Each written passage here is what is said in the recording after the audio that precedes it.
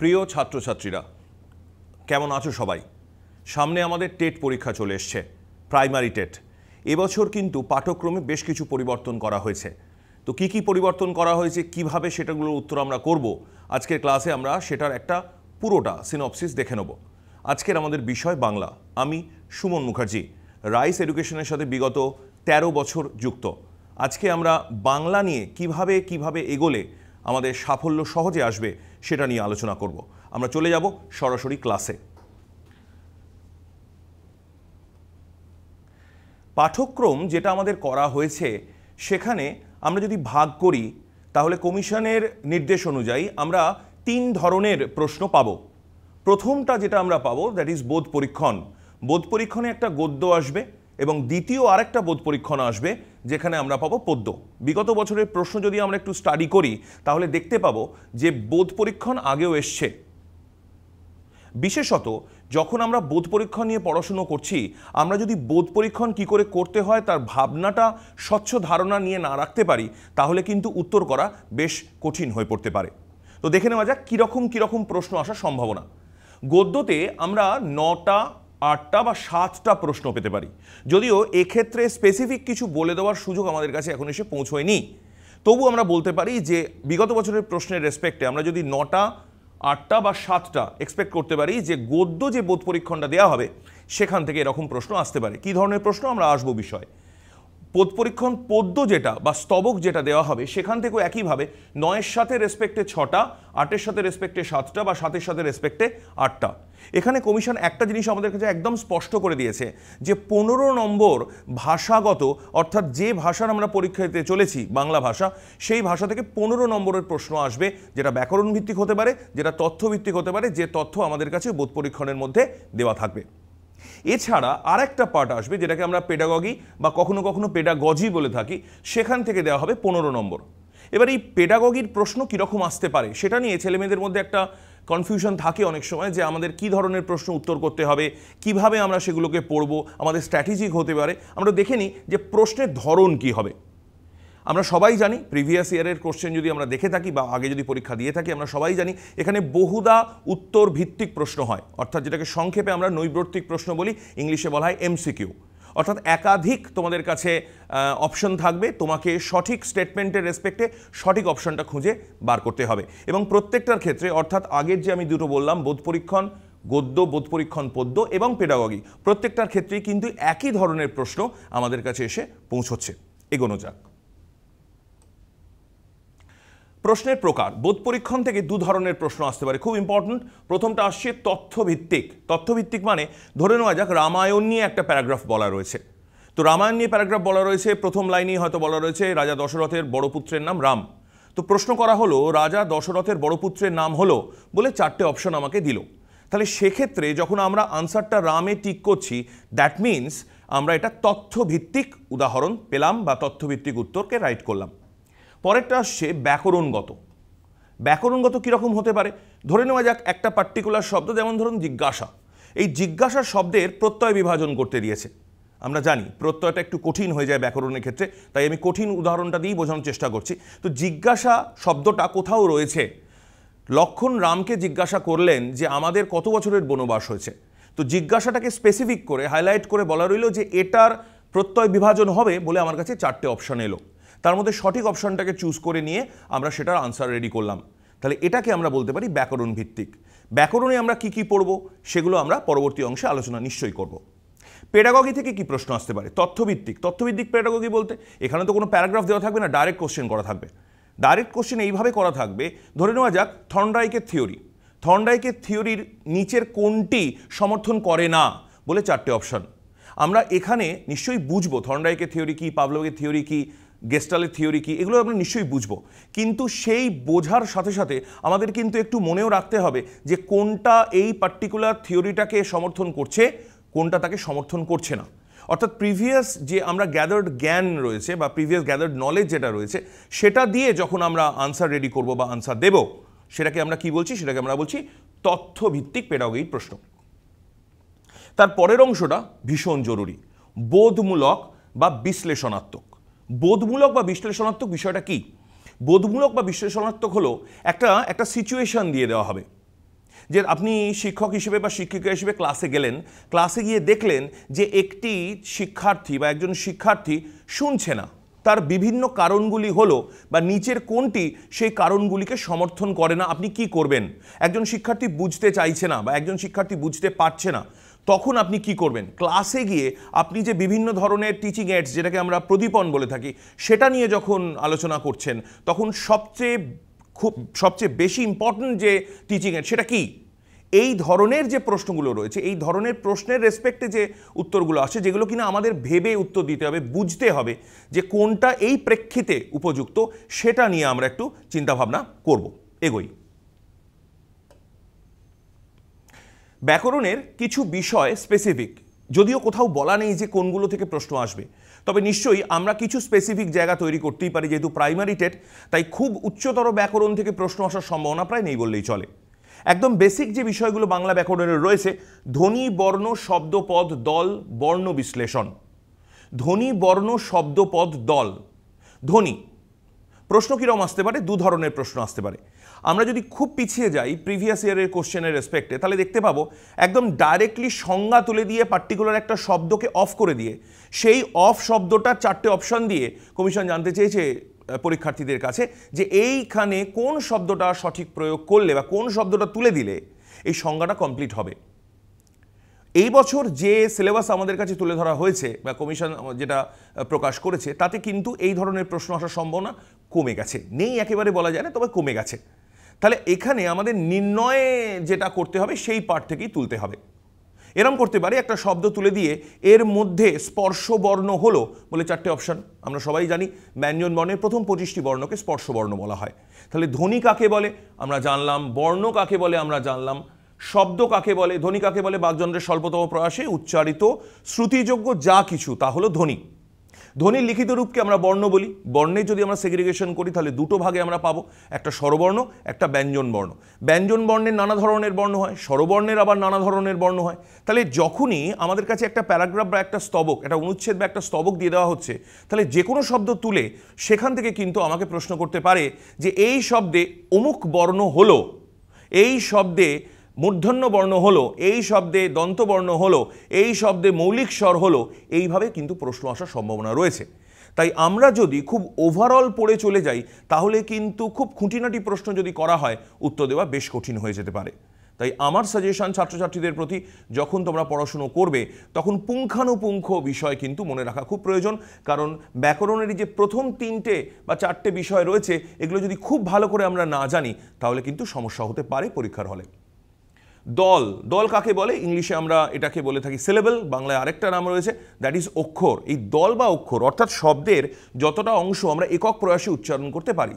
যেমন একদলীয় শব্দ মা, একবারই আমরা পুরোটা উচ্চারণ করলাম। দ্বিদল শব্দ বাবা, দুটো শব্দ আমরা পাচ্ছি, রাদার একটা শব্দের মধ্যে দুটো ভাগ পাচ্ছি, একটা হচ্ছে অক্ষর প্রথমটা বা, পরের আরেকটা অক্ষর সেকেন্ড বা। তাহলে এই ক্ষেত্রে আমরা দল বিভাজন করব। দল একটা শব্দ দিয়ে তোমাদের প্রশ্ন এরকম করতেই পারে যে এই শব্দটিতে দলের সংখ্যা হলো বলে 1 2 3 4 4টে অপশন। একই রকমভাবে আরেকটা প্রশ্ন আসতে পারে, দ্যাট ইজ বর্ণ বিশ্লেষণ। এই জায়গাটা কিন্তু খুব খেয়াল রাখতে হবে। বর্ণ বিশ্লেষণের ক্ষেত্রে জেনারেলি কি হয়, আমরা উচ্চারণগতভাবে শেষে যদি কোনো কিছু আকার, একার, হর্ষইকার, দীর্ঘইকার না থাকে, ইন্ডিভিজুয়াল ব্যঞ্জন থাকে, তাহলে সেখানে কিন্তু একটা সাইলেন্ট অ যে জুড়ে রয়েছে সেটা কিন্তু আমরা ভুলে যাই। যেমন একটা উদাহরণ দেখাই, আমি একটা শব্দ নিলাম আসন। আসন শব্দের যদি আমরা বর্ণ বিশ্লেষণ করি তাহলে আমরা কি কি পাবো? প্রথমে পাবো আ স্বরবর্ণ, প্লাস দন্ত স, হসন্ত দিলাম কারণ এটা ব্যঞ্জন, প্লাস অ। অবশ্যই শয়ে যখন কোনো রকম হসন্ত মেনশন করা নেই শব্দে, তার মানে ডেফিনেটলি সেখানে একটা সাইলেন্ট অ রয়েছে। একই রকমভাবে আসন, যদিও উচ্চারণের ক্ষেত্রে শেষের অটা উচ্চারণ হচ্ছে না, আসন এরকম আমরা বলছি না, তা সত্ত্বেও বানানে যেহেতু নেই তাই শেষে কিন্তু আমরা ন লিখে হাইফেন তলায় একটা হসন্ত দিয়ে আমরা প্লাস করে অ করব। ঠিক আছে, আমরা যদি এই ভাবনায়, এই বিশ্বাসে না এগোতে পারি তাহলে কিন্তু বর্ণ বিশ্লেষণের ক্ষেত্রে আমাদের যথেষ্ট সমস্যা হতে পারে। তাই আমার সকলের কাছে একান্ত অনুরোধ যে যখন আমরা বর্ণ বিশ্লেষণ করব প্রত্যেকটা স্পষ্ট বর্ণ ধরে ধরে ধরে ধরে যা যা রয়েছে। আরেকটা সমস্যা হতে পারে যখন আমরা যুক্ত ব্যঞ্জন ব্যবহার করছি, যুক্ত ব্যঞ্জনে কার সাথে কে জুড়ছে এক্ষেত্রে শব্দ যেহেতু দেওয়া থাকবে আমরা একটু দেখে নেব, এবং খুব খুব সম্ভাবনা হচ্ছে যে এখন আগের যে টেন্ডেন্সিটা ছিল যে আমরা যে ধরনের শব্দ যুক্তাক্ষরে লিখতাম সেটার বর্ণ পরিবর্তন করে আমরা এখন যে দুটো বর্ণ জুটছে সেটার ওপর নিচে লিখি, কিন্তু নিয়মই হচ্ছে যে পরীক্ষার সময় যেটা আমরা প্রিভিয়াস ব্যঞ্জন ইন্ডিভিজুয়াল হিসেবে ব্যবহার করতাম সেই বর্ণটাই কিন্তু এখানে অ্যাকসেপ্টেবল। তাহলে সেক্ষেত্রে সেটাকে যদি বিশ্লেষণ করতে হয় কোন বর্ণের সাথে কোন বর্ণ জুড়েছে তার ভাবনাটা কিন্তু স্বচ্ছ হওয়া খুব জরুরি।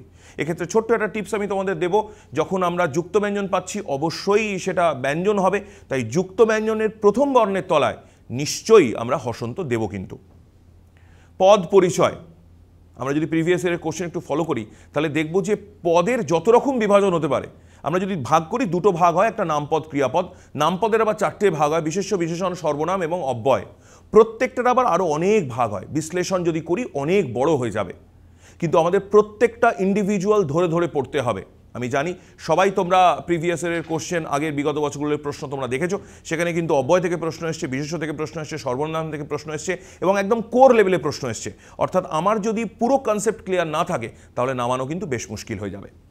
সন্ধি বলার অপেক্ষা রাখে না, 3 ধরনের সন্ধি আমরা পড়ে থাকি, স্বরসন্ধি, ব্যঞ্জন সন্ধি এবং বিসর্গ সন্ধি। অবশ্যই যে নিয়মকানুনগুলো রয়েছে সেগুলো তো আমরা নিশ্চয়ই দেখে যাব। এরকমও প্রশ্ন এসছে যে পার্টিকুলার একটা নিয়মে দিয়ে বলেছে যে এই বর্ণের পরে এই এই এই এই বর্ণ যুক্ত করলে হবে বলে 4টে অপশান, অর্থাৎ যুক্ত ব্যঞ্জন হওয়ার পর বা যুক্ত স্বর হওয়ার পর ফাইনালি সন্ধিবদ্ধ হলে একাধিক বর্ণ মিলে ফাইনাল যেটা উত্তর সেটা কি হবে তারও 4টে অপশান। অর্থাৎ ভাবনা একদম স্বচ্ছ রাখতে হবে সন্ধি করার ক্ষেত্রে।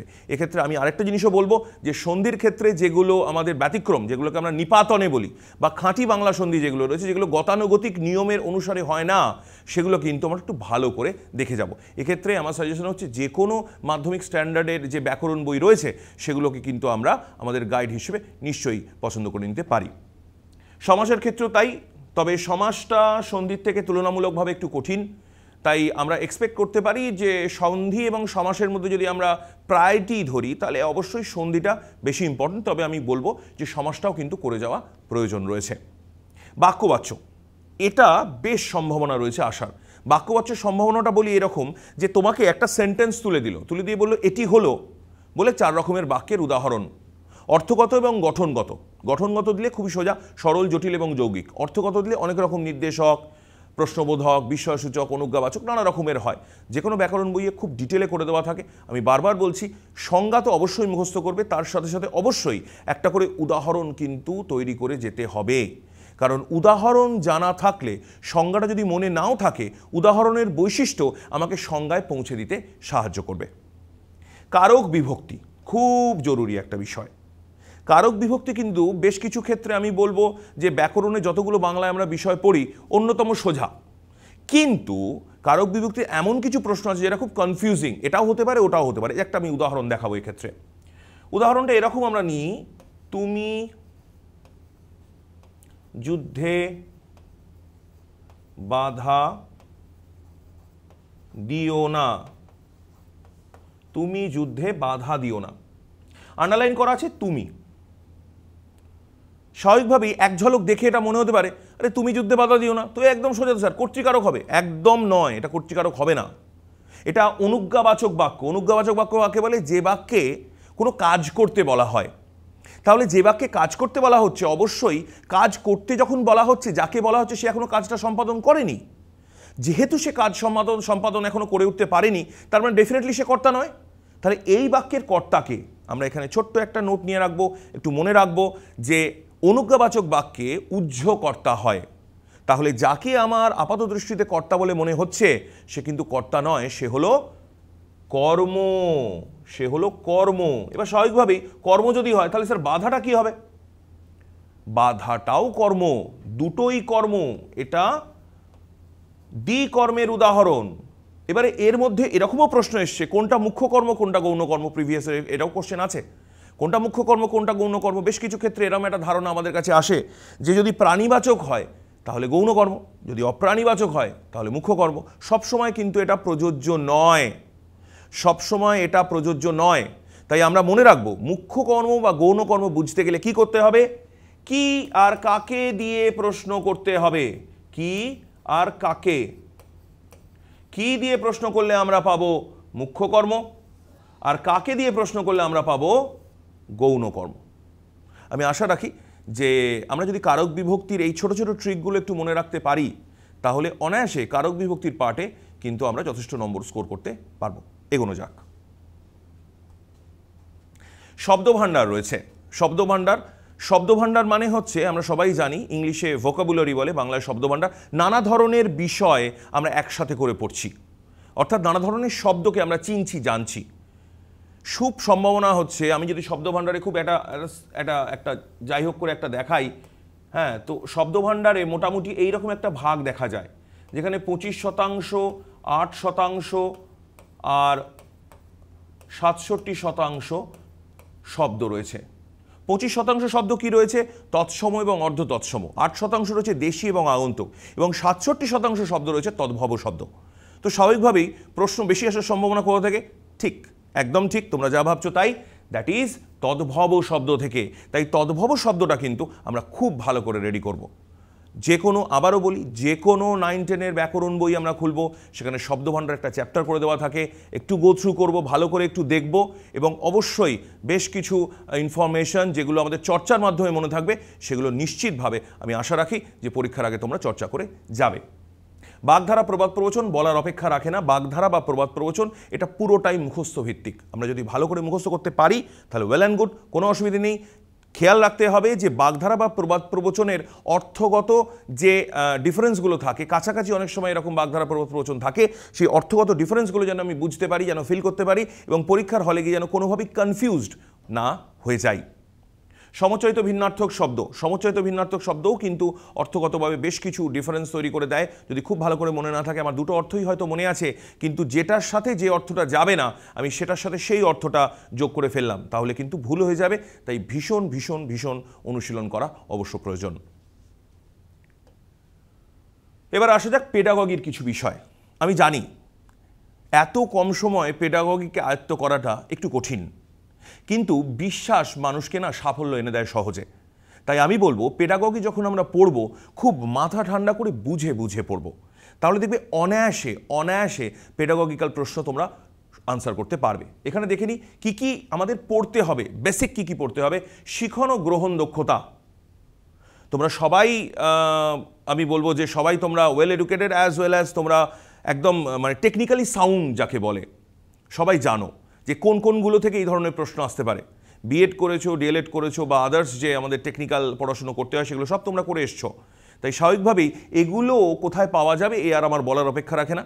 সেই জন্য আমি বলি যে বিএডের বইতে বা ডিএলএডের বইতে বা এই ধরনের যে টেকনিক্যাল এখান থেকে আমরা পড়াশুনো করেছি সেই বইগুলোকে আরেকবার আমরা একটুখানি হাতে নেব, একটু পাতা উল্টে দেখব যে যেগুলো প্রিভিয়াসলি পড়ে এসেছিলাম সেগুলো আরেকবার মনে পড়ে কিনা। আমাদের দেখে নেব শিখন ও গ্রহণ দক্ষতা, ছোট ছোট প্রশ্ন যেখানে রয়েছে যে কাকে বলে, কোনটা শিখন নয় ইত্যাদি, অ্যাজ ওয়েল অ্যাজ ভাষা শিক্ষণের নীতি, যেটা একটু আগে আমি বলছিলাম যে গেস্টালের নীতি বা আদার্স যে আমাদের পাভলভের নীতি, যে এগুলো কি কি রয়েছে সেগুলোকে আমরা একটু ডিটেলিং করব। ভাষার কার্যাবলী শোনা ও বলার দক্ষতা। খুব স্বাভাবিক, একজন শিক্ষার্থী যখন ক্লাসে গিয়ে উপনীত হচ্ছে, ক্লাসে গিয়ে যখন পৌঁছচ্ছে, তখন তার প্রধান মোটো হওয়া উচিত সে কতটা ক্লাস থেকে গ্রহণ করতে পারলো, শ্রেণী থেকে কতটা গ্রহণ করতে পারলো, শিক্ষক বা শিক্ষিকার শিক্ষণকে সে কতটা শিক্ষণ হিসেবে নিজের মধ্যে আনতে পারলো। খুব সোজা করে যদি বলি, তিনটে মেইন বিষয়ের ওপর আমাদের এই পুরো শিক্ষা বা ভাবনা বা জানাটা কিন্তু জড়িয়ে রয়েছে, তৈরি হয়ে রয়েছে। এটা কিভাবে আমরা জানছি, কিভাবে বুঝছি? একদম শুরুতে হচ্ছে গ্রহণ, আমরা নিচ্ছি, শিক্ষার্থী হিসেবে নিচ্ছি। নেক্সট আসছে কি? আত্মীকরণ, অর্থাৎ গ্রহণ করে সেটাকে পাচিত করছি। এবং ফাইনালি সৃজন, অর্থাৎ সেটা দিয়ে আমি নতুন কিছু তৈরি করছি। প্রাথমিক বা প্রাথমিক স্তরে যার জন্য আমরা এত প্রিপারেশন নিচ্ছি সেটা পুরোটাই কিন্তু গ্রহণ এবং আত্মীকরণে সীমাবদ্ধ। সৃজনশীলতা অবশ্যই আছে, কিন্তু সেটা কিছুদিন বাদে, শুরুতেই কিন্তু সেটা করা সম্ভব নয়। ভাষা শিক্ষার ব্যাকরণের ভূমিকা খুব খুব জরুরি। ব্যাকরণের ভূমিকা একটা খুব ইম্পর্টেন্ট প্রশ্ন রয়েছে যে ব্যাকরণ শিক্ষার সবচেয়ে ভালো পদ্ধতি কি? সবাই আমরা উত্তর জানি আরোহী পদ্ধতি, কিন্তু এটারই যদি ঘুরিয়ে প্রশ্ন করে যে প্রাথমিক স্তরে ভাষা শিক্ষার সবচেয়ে গুরুত্বপূর্ণ বা সবচেয়ে জরুরি পদ্ধতি বা সবচেয়ে মানানসই পদ্ধতি কোনটি, তাহলে কিন্তু অবরোহী হবে। কারণ আমরা একটা বিশেষ থেকে সাধারণে যাচ্ছি, একটা সাধারণ থেকে বিশেষে আসছি। কোনটা বেশি গ্রহণযোগ্য ছাত্রছাত্রীদের কাছে সেই অনুযায়ী কিন্তু আমাদের ডেলিভারিটা হবে। তো সেই জায়গাটা আমরা ভীষণ খেয়াল রাখবো। বৈচিত্র্যময় শ্রেণীকক্ষে ভাষা শিক্ষা, নানা ধরনের ছেলেমেয়েরা তো আমাদের সামনে থাকবে, নানা ধরনের ছেলেমেয়েরা থাকবে। কেউ হয়তো দৃষ্টি নির্ভর, কেউ হয়তো শ্রুতি নির্ভর, কেউ হয়তো স্পর্শ নির্ভর। তো যার যেরম রিকোয়ারমেন্ট, আমাদের মনে রাখতে হবে প্রত্যেকটি ইন্ডিভিজুয়াল ছেলে বা মেয়ে একটা ইউনিট বা একক, স্বকীয় সত্তা বলি আমরা। তো সেই স্বকীয় সত্তাকে যদি আমার ভাবনা দিয়ে, আমার চিন্তা দিয়ে, আমার জ্ঞান দিয়ে সমৃদ্ধ করতে হয়, তাহলে প্রত্যেকের প্রয়োজনীয়তা সম্পর্কে আমাকে কিন্তু ওয়াকিবহাল হতে হবে। ভাষাগত দক্ষতা, শোনা, বলা, পড়া, লেখা, এই দুটো একসাথে, এটা আমরা বলতে পারি গ্রহণ, এবং এই দুটো বলতে পারি সৃজন। শোনা মানে গ্রহণ করা, পড়া মানেও গ্রহণ করা, ঠিক। আবার বলা হচ্ছে আর লেখা হচ্ছে এটা সৃজন, অর্থাৎ আমার মধ্যে যদি আত্মীকরণ না হয় আমি সৃজন করব কি করে। কিন্তু একটা অদ্ভুত প্রসিডিওর যেটা মিক্সড, অর্থাৎ প্রথমে শুনবে, তারপর বলবে, তারপর পড়বে এবং ফাইনালি লিখবে। অর্থাৎ এটা হচ্ছে সর্বোত্তম। যদি 1 2 করে বলি, এটা 1, এটা 2, এটা 3 আর এটা হলো 4, তাহলে এই যে প্রসিডিওর, এই প্রসিডিওরটা কিন্তু মেনটেন করবে। একটা প্রশ্ন আসতে পারে এরকম যে তোমাদের একটা পরপর দিয়ে দিল, অর্ডারটা ঠিক করতে বলছে যে প্রথমে বলা হবে, প্রথমে শোনা হবে, প্রথমে লেখা হবে, না প্রথমে পড়া হবে, এরকম জাম্বল করে দিয়ে বলছে এবার সঠিকটা কোনটে হবে। তো সবসময় মনে রাখবে প্রথমে আমরা শুনছি, তারপরে আমরা বলছি, তারপরে আমরা পড়ছি এবং ফাইনালি কিন্তু আমরা লিখছি। শিক্ষা সহায়ক উপকরণ, এখান থেকে কিছু থিওরিটিক্যাল প্রশ্ন আসে যে কোনটিকে দৃশ্য শ্রাব্য, কিছু আছে দৃশ্য, কিছু আছে শুধু শ্রাব্য, কোনটা সবচেয়ে বেশি জরুরি শিক্ষা সহায়ক উপকরণ? অবশ্যই পাঠ্যপুস্তক। তো এরকম কিছু অপশন থাকে যেখানে খুব কাছাকাছি কোনটাকে আমরা গ্রহণ করব, কোনটাকে আমরা বর্জন করব, সেই ধারণাটা যদি আমাদের কাছে স্পষ্ট না হয়, আবারও বলছি, পড়বে যখন শুধুমাত্র থিওরি পড়ে গেলাম, শুধুমাত্র মুখস্থ করে গেলাম, তাহলে কিন্তু অ্যানালিটিক্যাল যে প্রশ্নগুলো রয়েছে সেগুলো উত্তর করা বেশ কঠিন হয়ে যাবে। প্রিভিয়াস ইয়ারে কিন্তু আমরা দেখেছি যে অধিকাংশ ক্ষেত্রে এত যে ডিটেলে পেডাগোগির পার্ট, সেখান থেকে খুব বেশি প্রশ্ন আসতো না। বাংলাতে তো খুবই কম আসতো, আপার প্রাইমারিতে বেশ কিছু আসতো। তো আমরা যদি প্রিভিয়াস কোশ্চেনগুলো একটু দেখি, সিটেটের প্রশ্নগুলো যদি একটু দেখি, আপার প্রাইমারি প্রশ্নগুলো দেখি, তাহলে মোটামুটি একটা ধারণা অবশ্যই করতে পারবো। এবং শেষে, একদম শেষে সংশোধনী শিক্ষণ। কথা হচ্ছে যে আমরা দেখতে পাই এরকম ক্লাসে যে ছেলেমেয়েরা পড়াশুনো করছে কিন্তু সঠিকভাবে যতটা তার পড়াশুনো করে পাওয়ার কথা বা এগোনোর কথা ততটা করে উঠতে পারছে না। তার মানে তাকে আমাদের একটু ব্যাকআপ দিতে হবে। পাঠ্যপুস্তকে যদি সব থাকতো তাহলে কিন্তু ওই আলাদা করে রেফারেন্স মেটেরিয়াল পড়ার বা রেফারেন্স বুক পড়ার প্রয়োজন পড়তো না। এই সংশোধনমূলক শিক্ষণের যে জায়গাটা, সেটা কিন্তু খুব জরুরি। প্রত্যেকবার আমরা এক্সপেক্ট করি যে এখান থেকে একটা না একটা প্রশ্ন আসবেই। তো যদি একটি ছাত্র বা ছাত্রী ক্লাসে বুঝতে না পারে, তাহলে আপনি কি করবেন? এটা দিয়ে 4টে অপশন তোমাকে দেওয়া হয়েছে। তো তার মধ্যে কি করবেন? তাকে আলাদা করে কাউন্সেলিং বা ক্লাসের ব্যবস্থা করে দেবেন। এটা হচ্ছে সর্বোত্তম উত্তর। তো এই জায়গাটা যত তাড়াতাড়ি আমরা ধরতে পারবো বা বুঝতে পারবো, তাহলে কিন্তু অবশ্যই আমার মনে হয় যে উত্তর করা একদমই সহজ হয়ে পৌঁছবে। মনে রাখতে হবে, খুব জরুরি, পরীক্ষা আর কিছু দিনের মধ্যেই। তাই অনুশীলন আমি জানি তোমরা এখন দারুণ করছো, তাও আমি বলবো যে পরীক্ষার আগে আমাদের বিশেষ কিছু জিনিস মনে রাখতে হবে। কি কি মনে রাখতে হবে 1 2 করে একটু আমরা দেখে নিই। প্রথমটা হচ্ছে প্রদত্ত অনুচ্ছেদ বা স্তবক ভালো করে পড়তে হবে।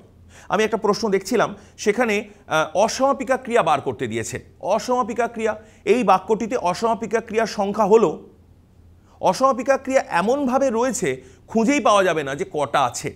তো উত্তর 4টে হবে। যাই হোক, তো 1 2 3 4 আমি কিন্তু সহজে একবার দেখে নিলাম, হ্যাঁ দেখে তো মনে হচ্ছে 2টো আছে। মনে রেখো, যেটা সহজে দেখে ভুল হিসেবে প্রতিপন্ন হবে সে উত্তরটা কিন্তু অপশনের প্রথম অপশনে থাকবে। তাই সেটাকেই কিন্তু আগে দাগ দিয়ে ফেলো না।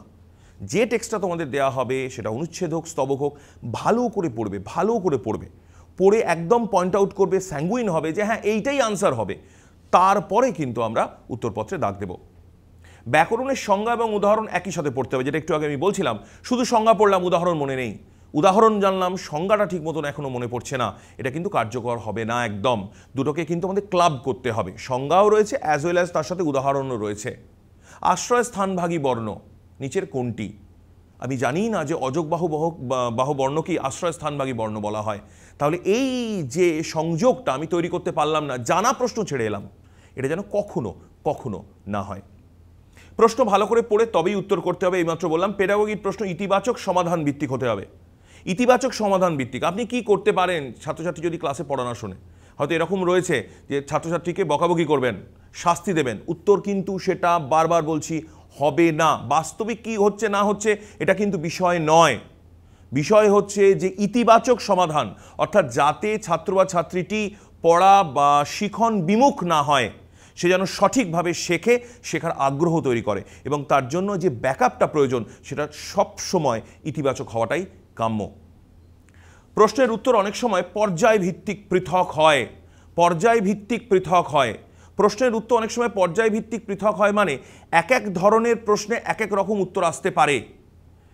পরিপ্রেক্ষিতের রেসপেক্টে একটু আগেই আমরা আলোচনা করছিলাম যে যদি উচ্চ মাধ্যমিক বা মাধ্যমিকের লেভেলে ব্যাকরণ পড়ানো হয় তাহলে শ্রেষ্ঠ পদ্ধতি আরোহী, যদি এরকম হয় যে প্রাক প্রাথমিক বা প্রাথমিক স্তরে তাহলে অবরোহী। তাহলে পর্যায় উচ্চ মাধ্যমিক, মাধ্যমিক, প্রাক প্রাথমিক, প্রাথমিক, এই পর্যায়ের নিরিখে একটাই উত্তর কিন্তু ডিফারেন্ট হয়। ছোট্ট একটা উদাহরণ দিই তাহলে বুঝতে সুবিধা হবে। আমি এখানে একটা দাগ দিলাম, দাগ দিয়ে আমি যদি ছাত্রছাত্রীকে প্রশ্ন করি আচ্ছা বলো তো তোমরা এই দাগটা কি ছোট না বড়, তারা কিন্তু কোনো উত্তর করতে পারবে না। কেন উত্তর করতে পারবে না? তার বেসিক রিজন হলো এর কোনো রেফারেন্স নেই। এবার রেফারেন্স, আমি এর পাশে একটা বড় দাগ কাটলাম। এবার যদি আমি বলি আচ্ছা বলো তো প্রথম দাগটা ছোট না বড়, তখন সবাই এক বাক্যে বলবে স্যার প্রথম দাগটা ছোট, কারণ আরেকটা দাগ এসছে যেটা বড়। একইভাবে যদি একটা ছোট দাগ কাটি, এবার বলো তো দেখি প্রথম দাগটা তৃতীয় দাগের ছোট না বড়, অবশ্যই বড়। তাহলে রেফারেন্স অর্থাৎ পর্যায়, সিচুয়েশনের নিরিখে একই প্রশ্নের কিন্তু আলাদা আলাদা ধরনের উত্তর হতে পারে। তো সেই জায়গাটা ভীষণভাবে আমরা খেয়াল রাখবো। সবাইকে বলছি আমাদের পড়াশুনোটা আরও দ্রুত করতে হবে, অ্যানালিটিক্যাল পাওয়ারটা আরও বেশি করতে হবে, তাহলে অনায়াসে এই একদম সোজা পরীক্ষা আসবে, একদম সোজা প্রশ্ন করা হবে, সেগুলো আমরা অনায়াসে কিন্তু উত্তর দিতে সক্ষম হব। সকলের জন্য শুভেচ্ছা রইল, খুব ভালো করে মন দিয়ে পড়াশুনো করো, এবং আমাদের এই ক্লাসের সাথে আমাদের যে ইউটিউবের সাবস্ক্রিপশন রয়েছে সেটা অবশ্যই করে ফেলো। সেখানে আরও ভালো ভালো ক্লাস, আরও ইনফরমেশন এবং একদম পুঙ্খানুপুঙ্খ কীভাবে আমাদের পরীক্ষায় সাফল্য আসবে তার ডিটেল তোমরা পেতে পারো। সবার জন্য শুভেচ্ছা রইল। আজকের ক্লাস আমরা এখানেই শেষ করলাম।